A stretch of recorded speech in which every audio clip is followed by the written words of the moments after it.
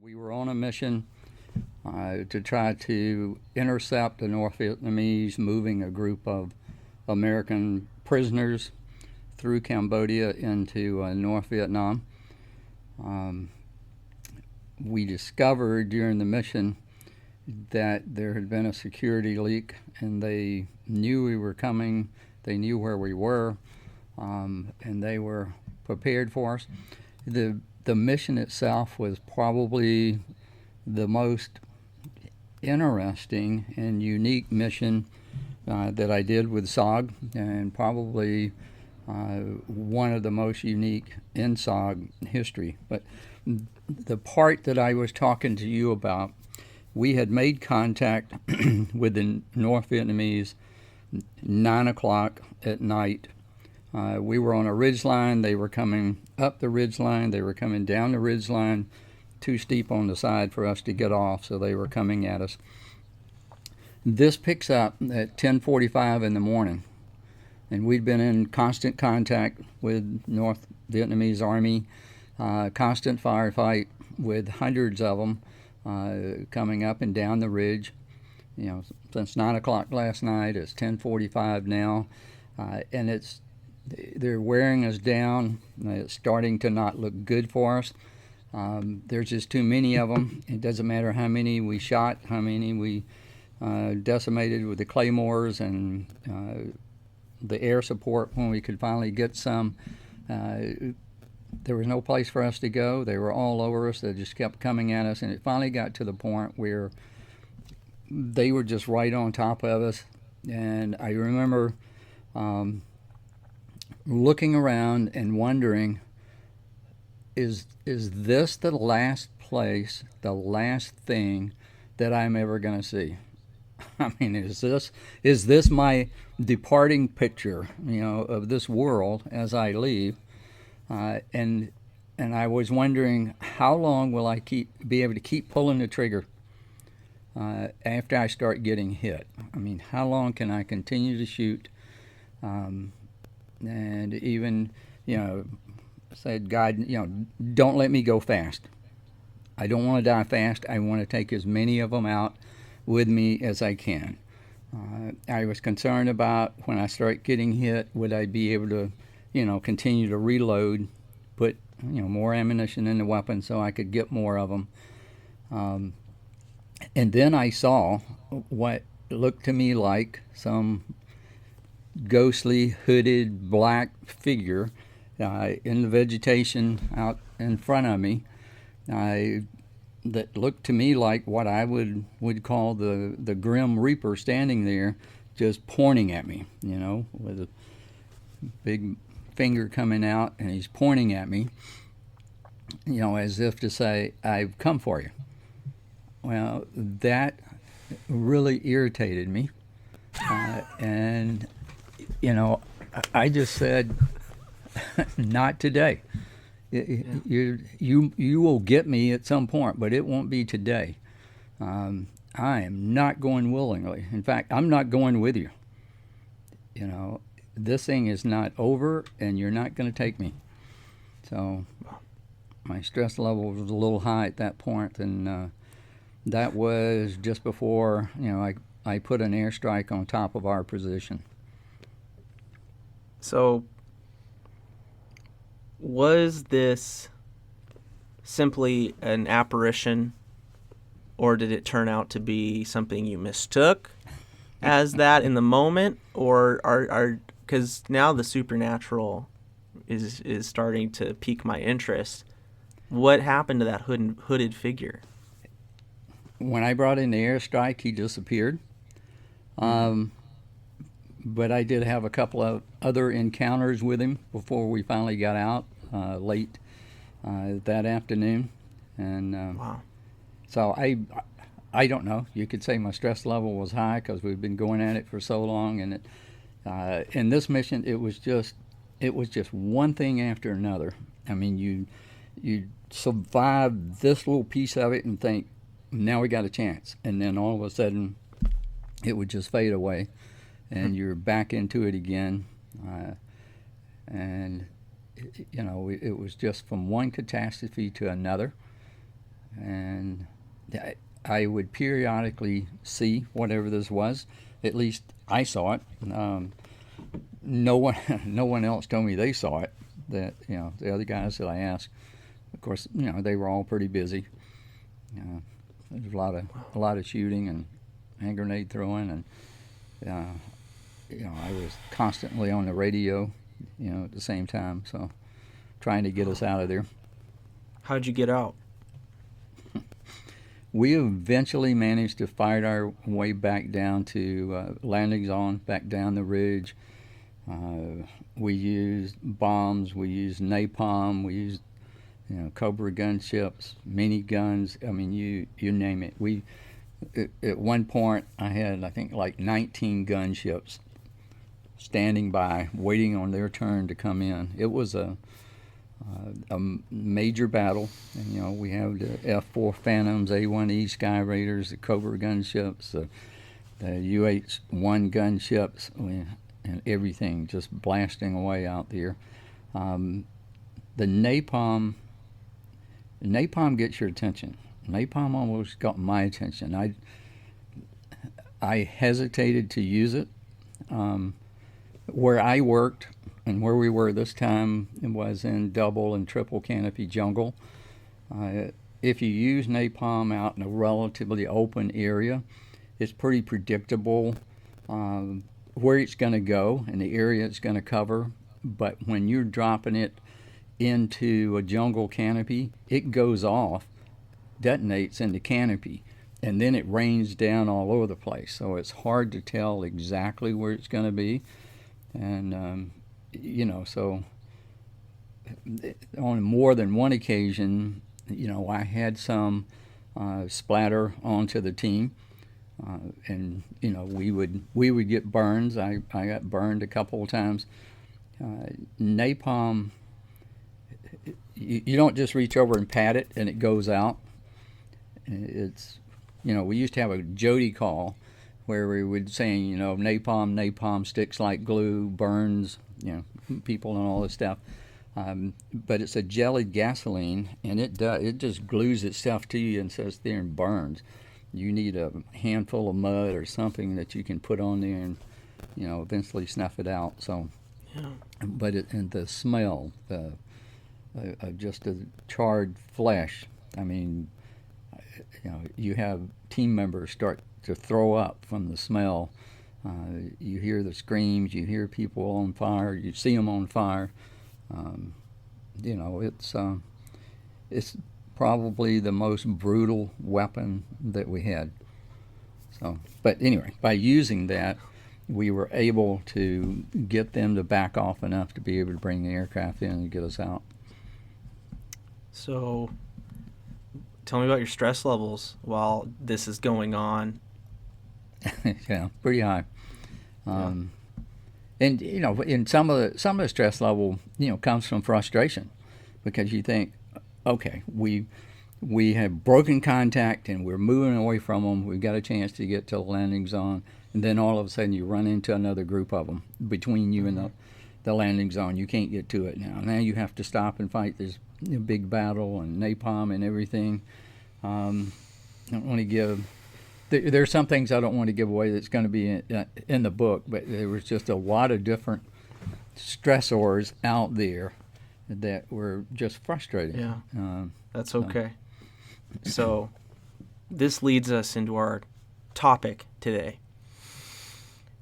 I am Andrew with modernmilitaryhistory.com, Modern Military History Podcast, and Dick Thompson is back. And Dick is a retired lieutenant colonel. He is a ranger instructor, SOG warrior, and now a CEO of High Performing Systems, a management consultant company. And Dick is an expert on stress. Dick's with us again to kick off a series here distributed through Modern Military History Podcast on stress, stress management. And the series will be called Combat Stress.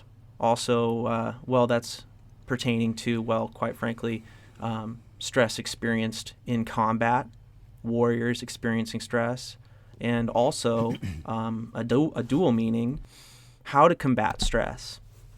So our series will consist of 4 episodes. The introduction, which you are watching now, and then 3 following episodes where we do deep dives into stress management techniques that Dick has to share with us. I do want to share, before we get too far into the podcast, if you are experiencing a life-threatening crisis, if you feel like you need someone to talk to, please do not wait. Don't wait for the end of the podcast. Call the National Suicide Prevention Lifeline at 1-800-273-82551. Call immediately if you need help. This podcast is to help people, is to help share Dick's incredible knowledge. He is an expert on this, and we are here to learn from him. But if you are in crisis, do not hesitate. 1-800-273-82551, and somebody will be able to get you some help immediately. But first, not first, that should be first, but let's move on here into an overview of what we're going to be doing, and that begins with stress. Dick, talk to us about stress. Where does it come from? What does it do psychologically and physiologically to us? Okay.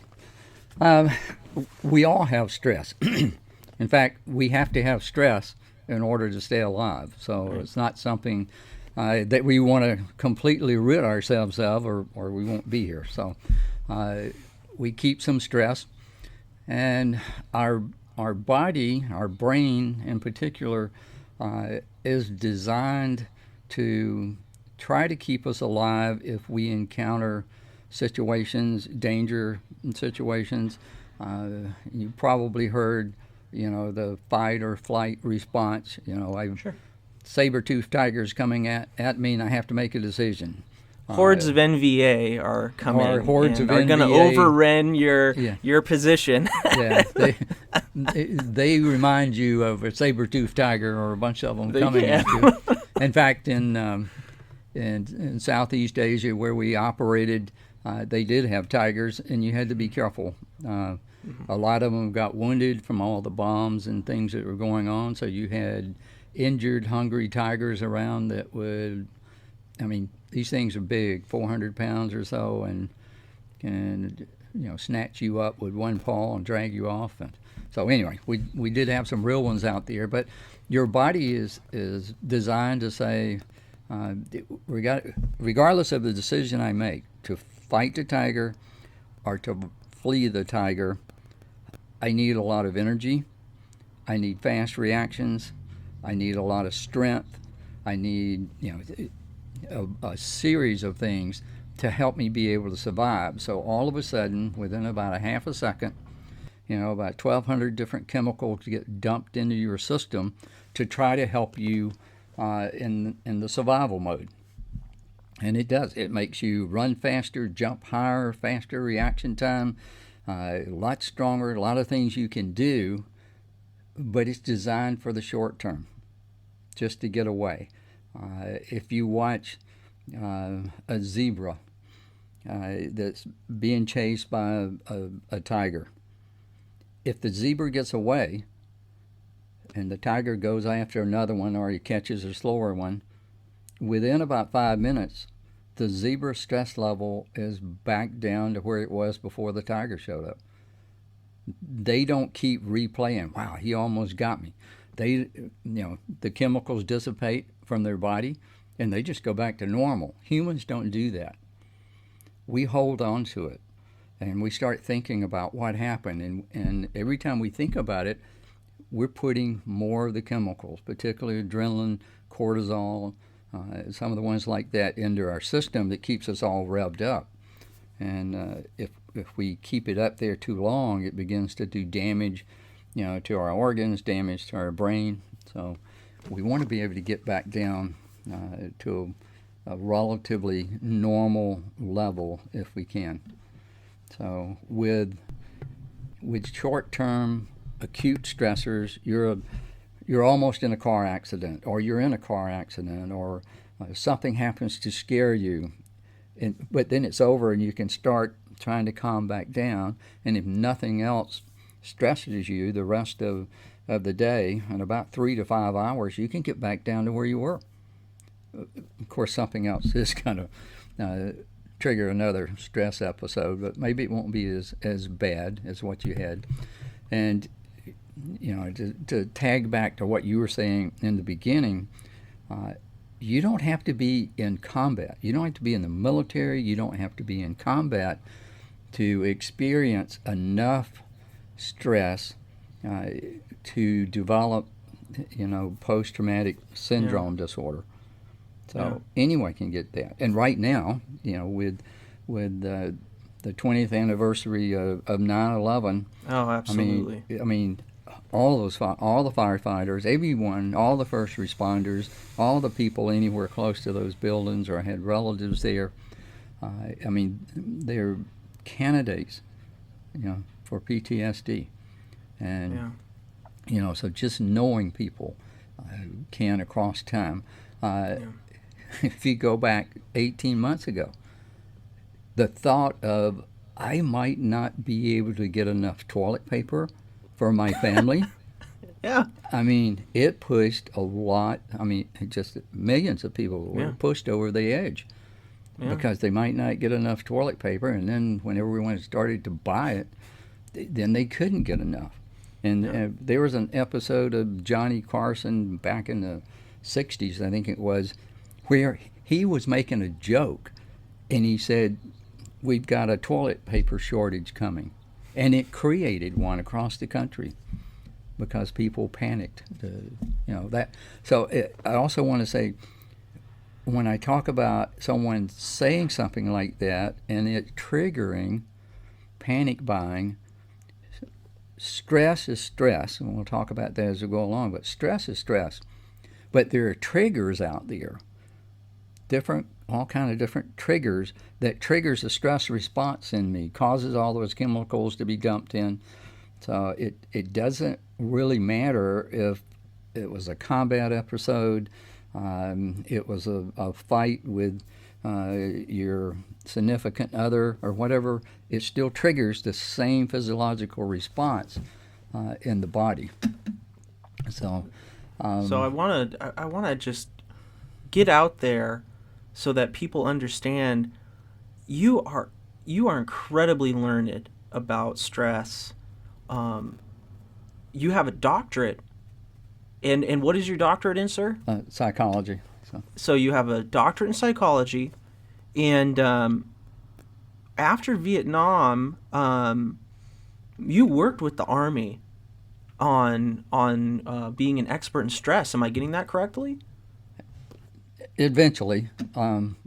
At first I was, training other special ops, evaluating special ops, going on some other kinds of missions, but, all with a lot of stress involved.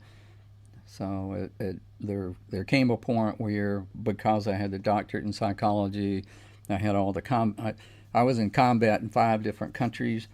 So I had a lot of combat experience. People would typically say, "Well, oh, you were in Vietnam." Well, yes, but I was in other countries that I was sent to that for some reason people didn't like me, and I knew that because they would shoot at me, and I would think, "What did I do? I'm a nice guy. I come over for a visit, and you start shooting at me." So I had experience of being stressed out in other places, doing special ops things that, it's going to raise your level up, halo jumps, the high altitude, low opening jumps, then leaving the aircraft in excess of 30,000 feet. That can run your heart rate up a little bit as you're falling down through there. But then, yes, I was going back to special ops, and the military said, actually, we got something else we want you to do first. So I became part of a group that was working on what was called at the time Airland Battle 2000, and it was going to be this is how we'll fight war in the 21st century. So my job was to look at that from the perspective of stress, high performance leadership, creating high performance battle staffs. And because we had decided that the next ground war was going to go 100 continuous hours before there'd be a break, part of my job was to figure out, how do we keep people functional for 100 hours? How can you do that? I mean, if you stay fully awake for 100 hours, you're probably going to die. Managing stress for an extended period of time where, 100 hours sounds like a nice round number, but the truth is it sounds more like the truth is you're entering a situation where you're going to be stressed for a long period of time, and you need to manage that. And of course, this is from a military perspective of an effective fighting force, but this is also a human issue. And I'm asking because I want the people to know, not, you are a warrior who has been to combat.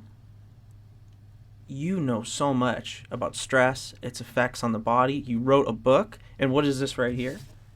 The book you wrote. Oh, that's a nice one. I like that. It's a nice one. It's a good book. Of course, I'm rather dense, so I had to go through a couple parts of it a few times. That's because I'm a dense individual. But, there's so much information in here.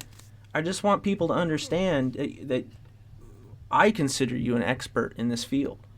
And one of the reasons I know I wanted to do this project with you, and I'm so happy that we're working together on this, is that I really want to give you the space to bring your expertise to the public forum, and especially because of your combat experience, because of the fact that you're with the military, you retired a lieutenant colonel. A lot of people will listen to you that I think feel left out. I was just listening to an interview given by, the late Major Dick Winters, who was with the 101st Airborne, and he was talking about his life after combat.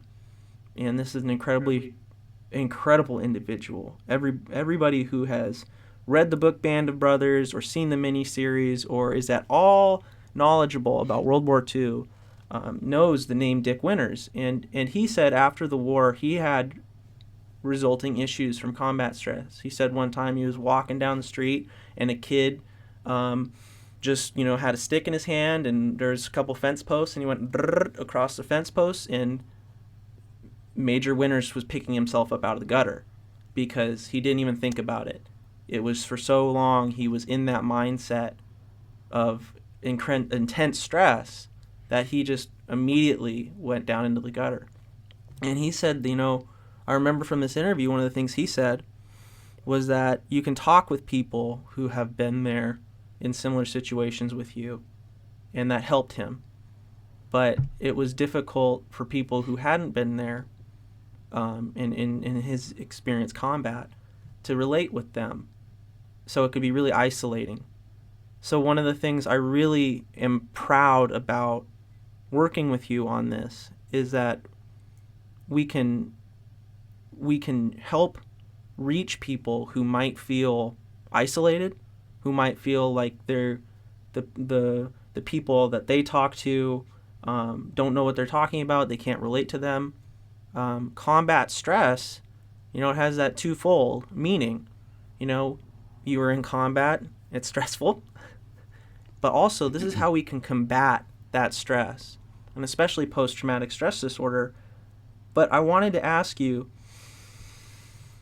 now that we've established your expertise, from your expert opinion, even if you're somebody such as myself who was never in combat, Is it possible to develop post-traumatic stress disorder? Yeah, I mean, the quick answer is yes. Anyone can develop it.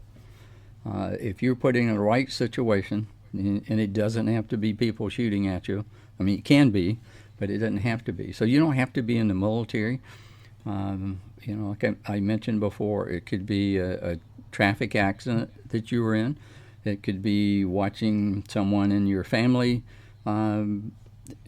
die or get killed in an accident or whatever. I mean, there are just a lot of things. 911 caused a lot of people who were not there, didn't know anyone there, to develop it, because it was a terrifying thing, and it was a traumatic thing, and it had a significant impact on millions of people.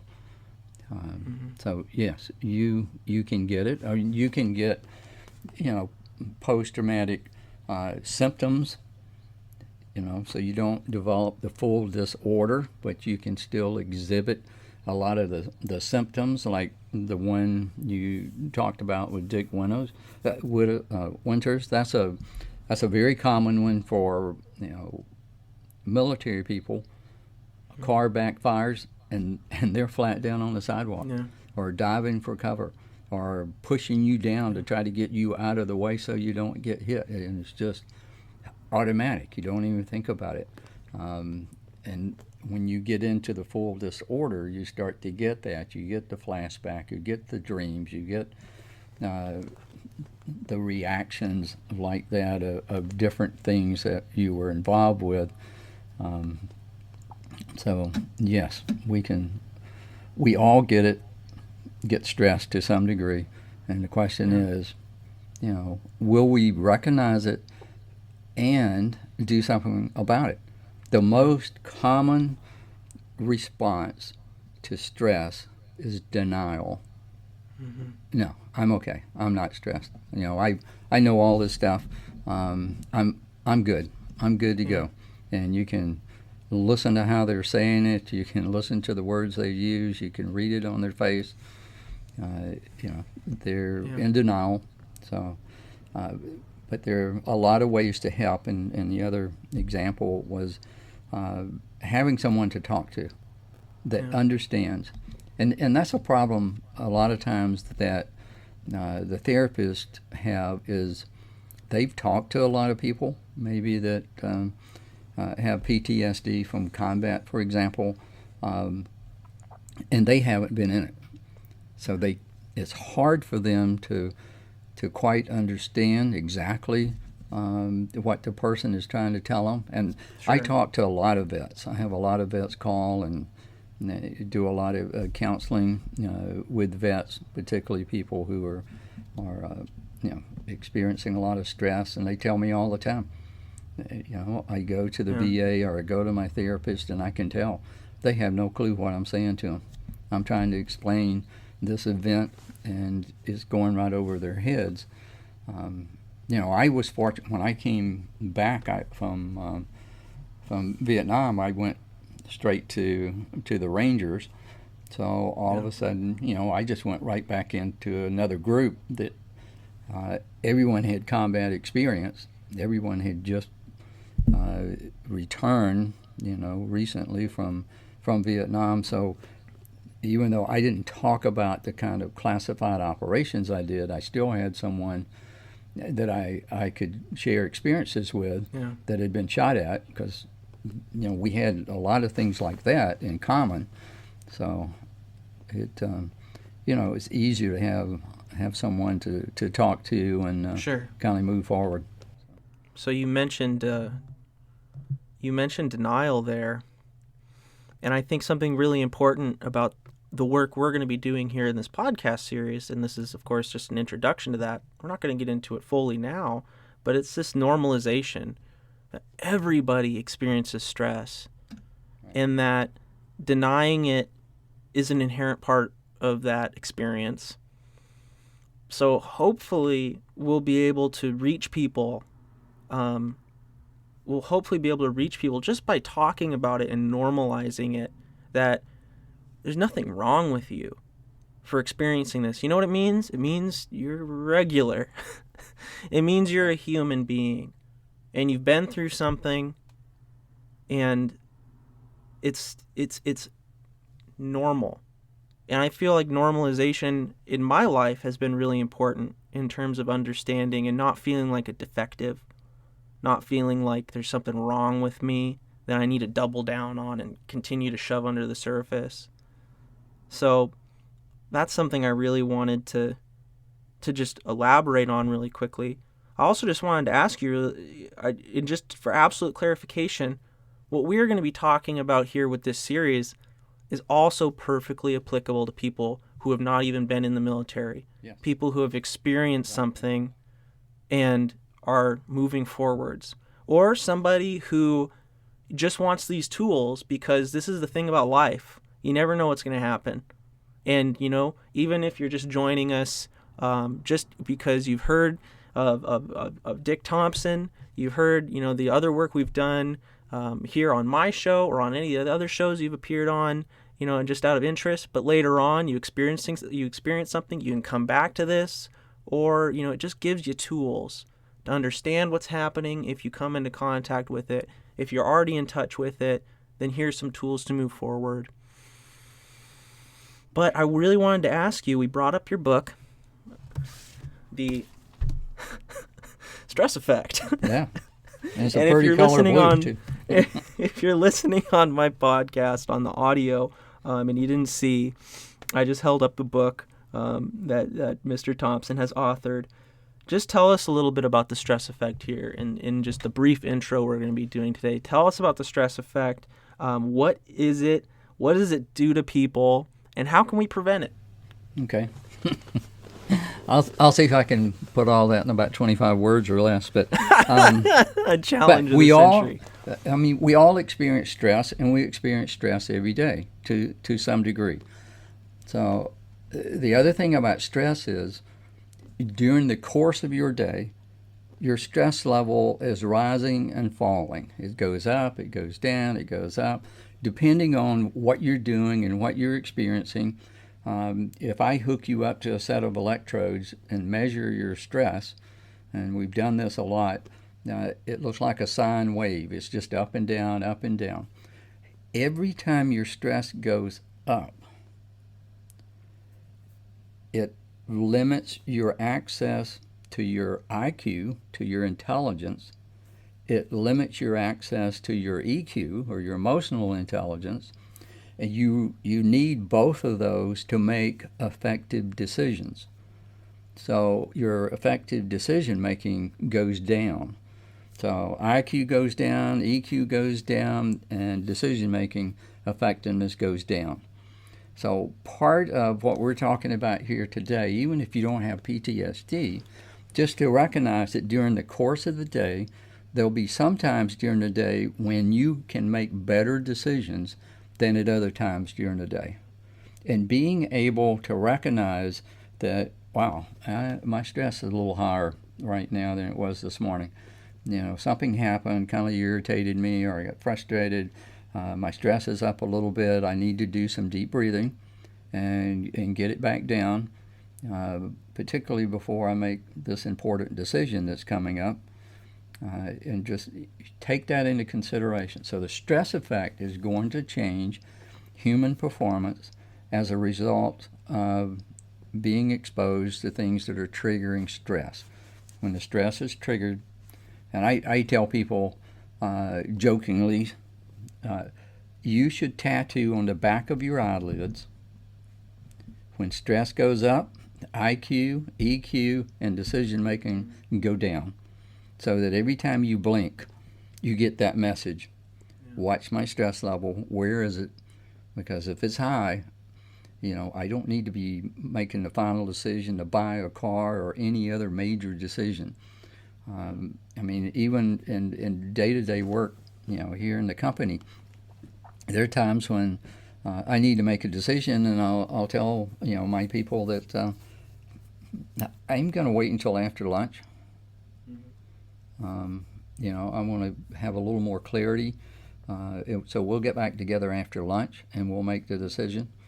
So I'll put decisions off sometimes if I can, just to make sure that I can get the stress level back down where I want it. Now, in emergency situations, you can't do that. You have to make them on the fly. So there are things that you do. If you know you have to make decisions under stress, then, and we'll talk about this in future podcasts, but make all the decisions that you can now before you're under stress. There are a lot of decisions that I can anticipate now that are going to have to be made. So let's figure out what decisions they are and what the solutions are before the stress comes up. Because when the stress hits, your mind goes blank and it becomes much more difficult to make a decision, particularly if you only have a few seconds to make it. So you've mentioned the importance of like timing your response to a stressful event. You mentioned doing something before, and that begs me to ask you,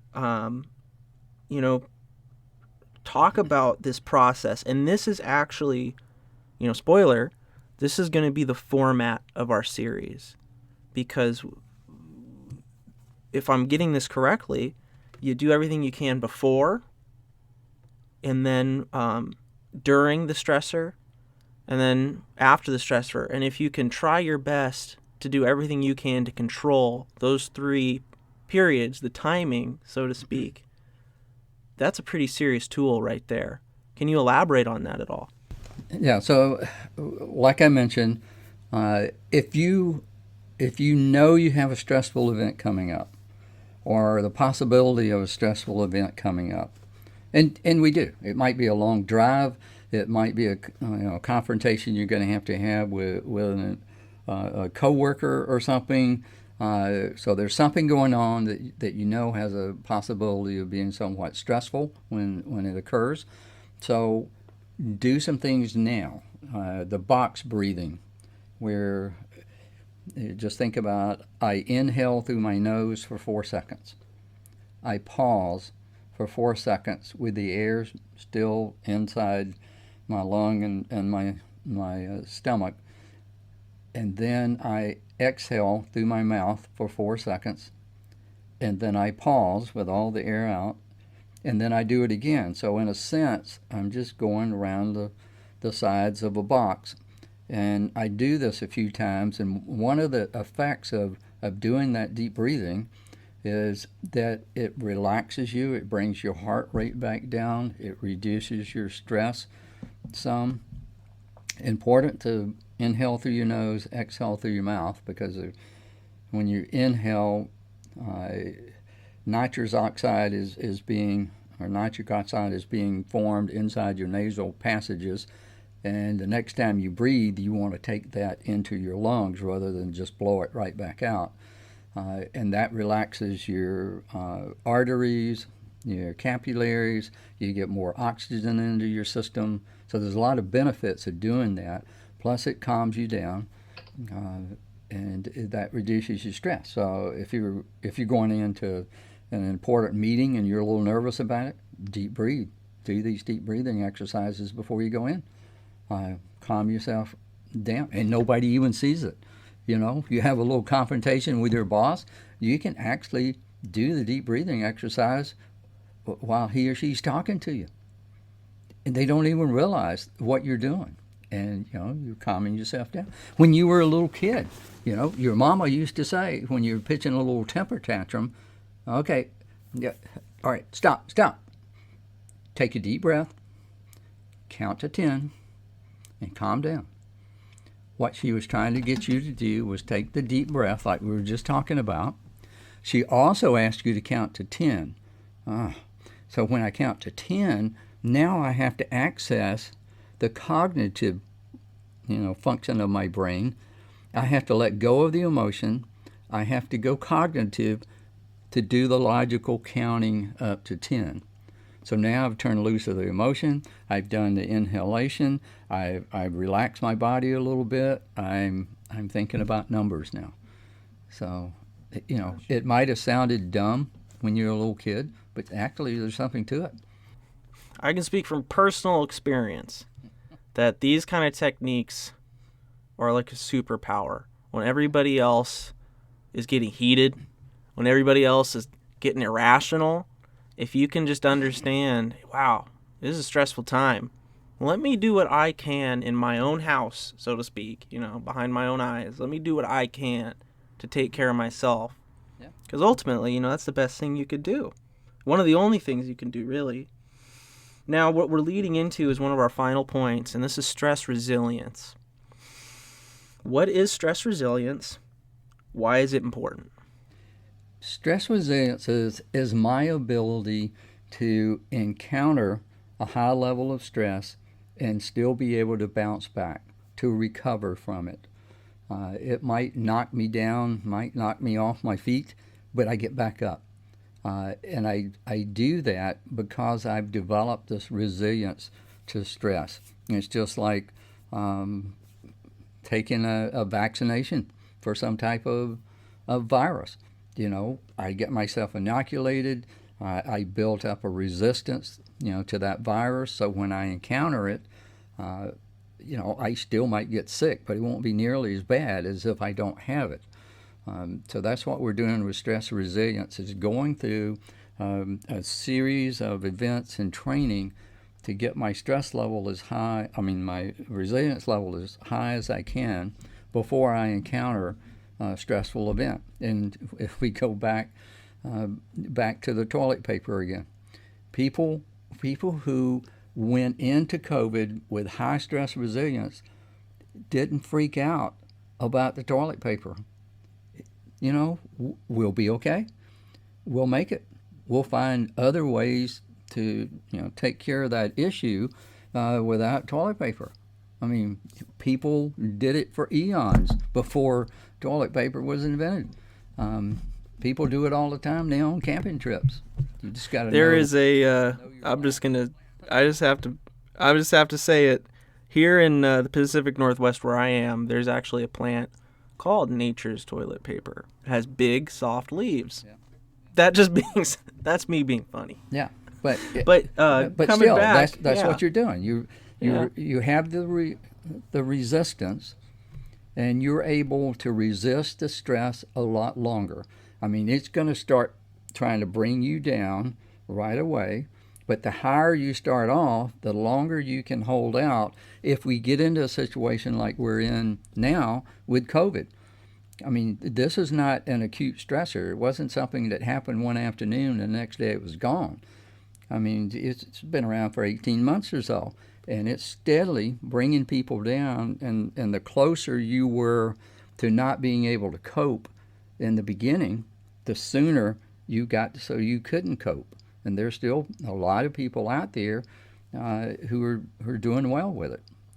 So we want to start out, get our resistance up, and keep it up there. So we've touched on it, but one of the big points on our series here is going to be stress resilience. And I'd like you to just elaborate a little bit more on how does one become resilient, and then does that resilience change over time?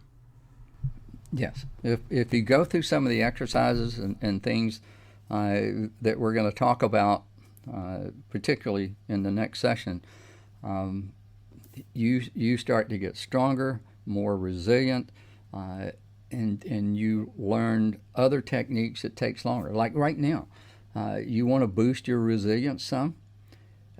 If you feel stress coming on, get a bottle of water. Drink a bottle of water. Just drinking water has an impact of lowering your stress level some. Okay? Count, like we were talking about a few minutes ago. Another great technique. In Ironman competitions, when I'm in the swim, and me and my 2,000 closest friends are swimming 2.4 miles with them trying to drown me the whole way. If I get a little nervous because they keep pushing me under, I start counting. I count the strokes. And why? Because now I have to go back, take the emotion out. I have to go back to the cognitive part, and I'm counting. and that helps bring the stress level back down so I can swim better. Just changing your position. I mean, I see people sometimes they'll stand up. You might even go to the Superman position with their fist on their hips, and it's amazing. Just changing your position, just standing up, just walking around. Go outside, walk around the parking lot. Just little techniques like that can help you get your stress back down, because you want to keep as big a difference as you can between where your resilience is and where your stress level is. And we all have a limit. All of us have a limit as to how long we can continue to adapt and resist stress. And we want that limit to be as long as we can make it. So there are things, particularly next time, we're going to talk about a lot of techniques for doing that to get it up before the stress happens. Yeah, this is leading into just a expectation that we will be back. This was just an introduction to our 4-part series. And next episode, Dick and I will be discussing before the stressful event.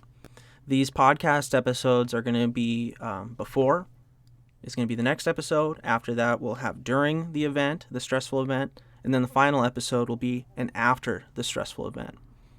So next episode is going to be the before the stressful event episode. So we'll be talking about things you can be doing before you have that meeting with your boss. Before that thing happens, what are some tools you can do?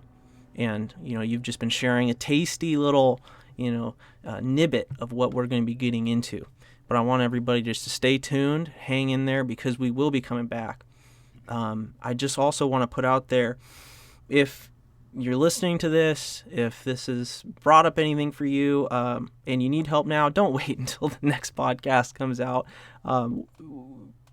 Call the National Suicide Prevention Lifeline, 1-800-273-82551, because 22 veterans a day in this country choose to end their own lives.